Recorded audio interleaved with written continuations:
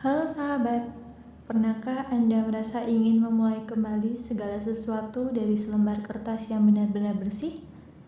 Dalam perjalanan iman Kristiani, momen itu nyata dan salah satu gerbang utamanya disebut baptis dewasa.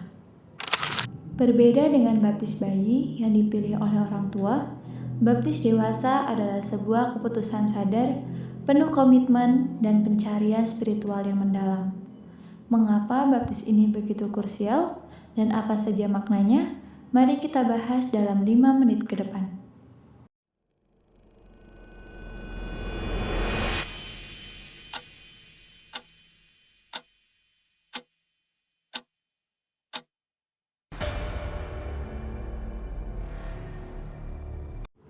Secara teologis, baptis dewasa memiliki makna yang sangat mendalam.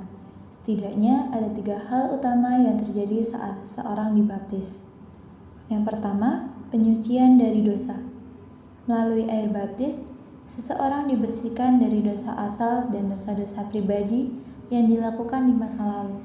Ini adalah simbol pengampunan total. Yang kedua, kelahiran kembali. Seperti kata Rasul Paulus, kita dikuburkan bersama Kristus ke dalam kematian dan dibangkitkan bersama Dia untuk hidup dalam hidup yang baru. Manusia lama kita ditanggalkan. Yang ketiga, menjadi anggota tubuh Kristus.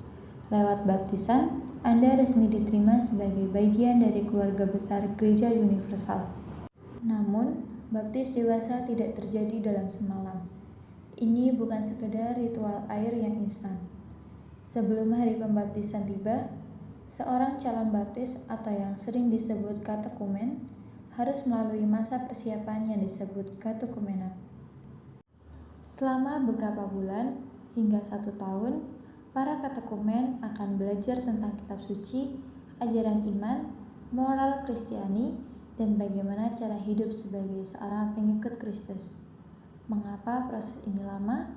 Karena gereja ingin memastikan bahwa keputusan yang diambil adalah keputusan yang matang, lahir dari hati yang bebas dan didasari oleh pemahaman yang benar. Lalu, apa yang terjadi saat hari H? Ritual baptis dewasa kaya akan simbol-simbol yang indah. Yang pertama, air dicurahkan 3 kali atas nama Bapa, Putra, dan Roh Kudus.